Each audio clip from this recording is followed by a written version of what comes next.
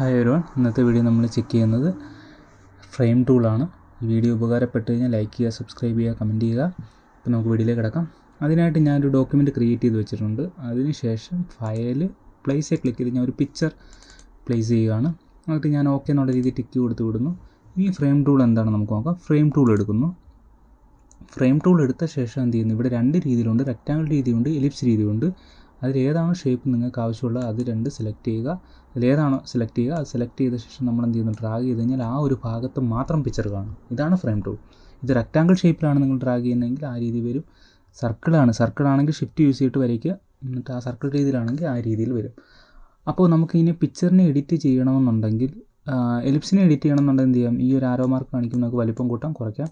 അതുപോലെ തന്നെ പിക്ചറിനെ എഡിറ്റ് ചെയ്യണമെങ്കിൽ പിക്ചറിനെ സെലക്ഷൻ ചെയ്യുക. ലെയറിന് അവിടെ വന്ന് പിക്ചറിനെ സെലക്ഷൻ ചെയ്തിട്ട് എന്ത് ചെയ്യുക, Ctrl+T കൊടുത്തു കഴിഞ്ഞാൽ അതിൻ്റെ വലിപ്പം കൂട്ടാനും കുറയ്ക്കാനും നമുക്ക് പറ്റും. എന്നിട്ട് നമുക്ക് എന്ത് ചെയ്യും, മൂവ് ചെയ്ത് വെക്കാൻ പറ്റും. അതിനുശേഷം ടിക്ക് ചെയ്യണമെങ്കിൽ ഓക്കെ ആണെങ്കിൽ ടിക്ക് ചെയ്ത് കൊടുക്കുക. അതുപോലെ തന്നെ മറ്റൊരു കാര്യം ചെയ്യാൻ പറ്റും, നമുക്ക് എന്ത് ചെയ്യാം, ഈ പിക്ചറിനെ മാറ്റാനും പറ്റും. അങ്ങനെ മാറ്റണമെങ്കിൽ ആ പിക്ചറിൻ്റെ ഈ ഫ്രെയിം എന്നിരിക്കുന്നുണ്ട്, ഫ്രെയിം തംബ്നെയിൽ നമ്മുടെ വരിക, റൈറ്റ് ക്ലിക്ക് ചെയ്യുക. അതിനകത്ത് എന്ത് ചെയ്യാം, എഡിറ്റ് കണ്ടൻറ്റ് യൂസ് ചെയ്യാം, അല്ലെങ്കിൽ റീലിങ്ക് യൂസ് ചെയ്യാവുന്നതാണ്. റീലിങ്ക് യൂസ് ചെയ്ത ശേഷം എന്ത് ചെയ്യും, ഞാനിപ്പോൾ ഈ ഒരു ഡോഗാണ് എടുക്കുന്നത്, ആ ഒരു പിക്ചറിനെ കാണിച്ചു കൊടുക്കുന്നത്, ആ പിക്ചർ ഇവിടെ വരുന്നതായിരിക്കും. അപ്പോൾ അതാണ് ഫ്രെയിം ടൂൾ. ഓക്കെ അല്ലേ?